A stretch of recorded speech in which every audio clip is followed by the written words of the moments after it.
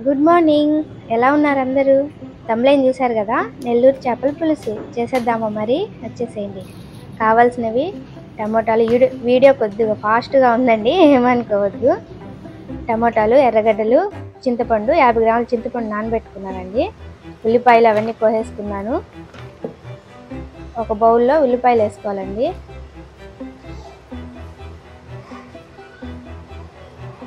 తర్వాత టమోటాలు,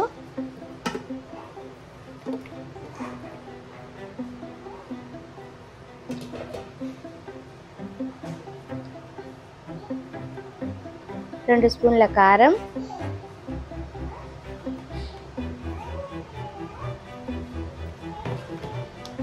రెండు స్పూన్ల ఉప్పు,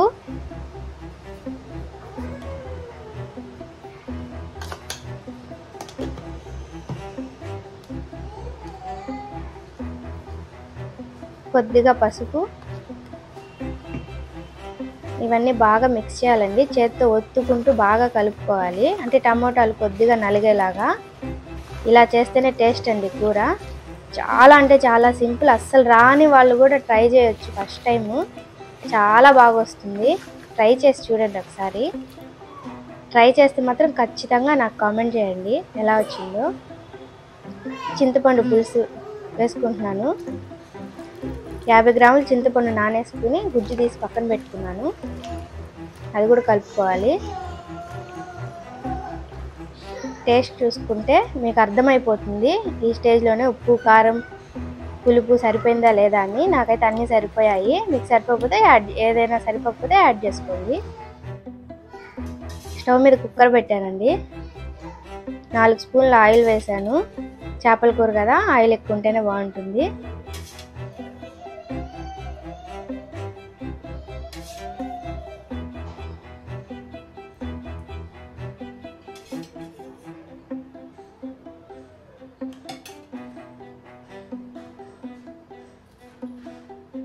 ఆయిల్ వేడెక్కిన తర్వాత ఆవాలు, జీలకర్ర, కొద్దిగా మెంతులు వేసుకుంటున్నాను.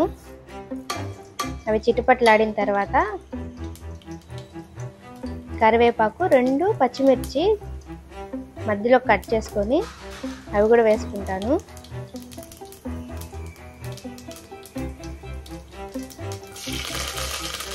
కుక్కర్ ఎందుకు పెట్టారా అనుకుంటున్నారా? చూడండి, మీకే అర్థమవుతుంది. కొద్దిగా వేగిన తర్వాత ఇందాక మనం కలుపుకున్నాం కదా ఆ మిశ్రమాన్ని ఇందులో వేసేస్తాను. మర్చిపోయానండి, 1 స్పూన్ అల్లం వెల్లుల్లి పేస్ట్ కూడా వేసాను. ఆ క్లిప్పింగ్ యాడ్ చేయడం మర్చిపోయాను.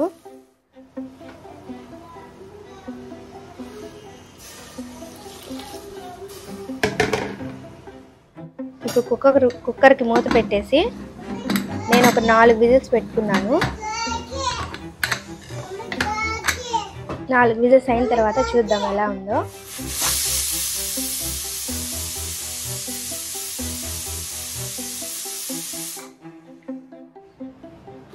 ఓపెన్ చేస్తున్నాను. చూసారా పొగలు ఎలా వస్తుందో? తొందరగా అయిపోతుందండి. చేపల కూర రాదేమో అనుకున్న వాళ్ళు కూడా అవసరం లేదు.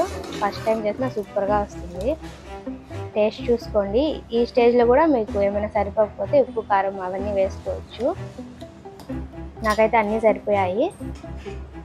చేపలు వేసిన తర్వాత ఉప్పు తగ్గుతుంది, ఎందుకంటే చేపలు పీల్చుకుంటుంది కాబట్టి. ఇప్పుడు చేపల కూర దగ్గర పెట్టుకుందాము. అందులోకి ఇది ట్రాన్స్ఫర్ చేసుకుంటున్నానండి.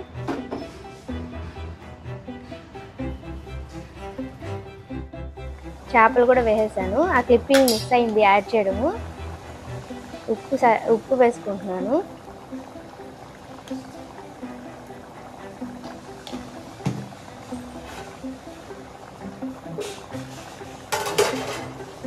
మామిడికాయ ముక్కలు ఇవి.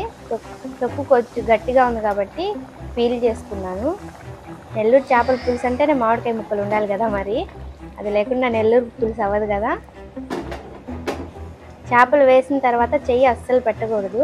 ఇట్లానే ఎలా అయితే నేను గిన్నె కదులుతూ ఊపుతూ కలిపానో అలాగే చేసుకోవాలి. మూత పెట్టేశాను. ఒక 10 నిమిషాల తర్వాత, 10 నిమిషాలు కాదులేండి, ఒక 5 నిమిషాల తర్వాత చూస్తే చేపలు కదా తొందరగా ఉడికిపోతాయి. మళ్ళీ కలిపి